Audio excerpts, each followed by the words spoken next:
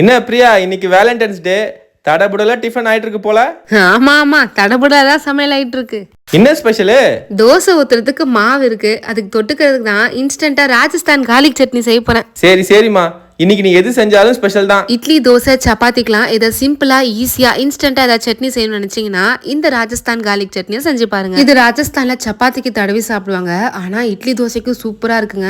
ஒரு 20 பல் கிட்ட பூண்டை நல்லா இது போல இடிச்சு கொரன்னு எடுத்துக்கோங்க. இடிச்செடுத்த பூண்டை ஒரு மிக்சிங் பவுலுக்கு மாத்திருங்க. இதோட 1 டீஸ்பூன் அளவுக்கு மிளகாய் தூள், 1 டீஸ்பூன் தனியாய் தூள், 1/4 ஸ்பூன் கிட்ட மஞ்சள் தூள், இதுக்கு தேவையான அளவுக்கு உப்பு சேர்த்து தண்ணி விட்டு நல்லா இது போல கரைச்சி எடுத்துக்கோங்க. இப்ப கடாயில தாராளமா 2 டேபிள் ஸ்பூன் எண்ணெய் விட்டுருங்க. இதுல கொஞ்சமா சீரகம் சேர்த்து இது நல்லா பொரிஞ்சு வந்ததும் செஞ்சு வச்சிருந்த பூண்டு மிக்சரை சேர்த்து கலந்து விட்டுருங்க.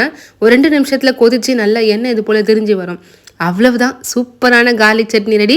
கடைசியா கொஞ்சமா எலுமிச்சம் ஜூஸும் கொஞ்சமா பொடிசா இருக்க கொத்தமல்லியும் போட்டு கலந்துட்டோம்னா சூப்பரான Rajasthan style garlic chutney ready. காலையில டிஃபனுக்கு ஈஸியா சிம்பிளா அதே சமயம் இன்ஸ்டன்டா ஏதாவது சட்னி செய்யணும்னு நினைச்சீங்கன்னா இந்த கார்லிக் சட்னி செஞ்சு பாருங்க.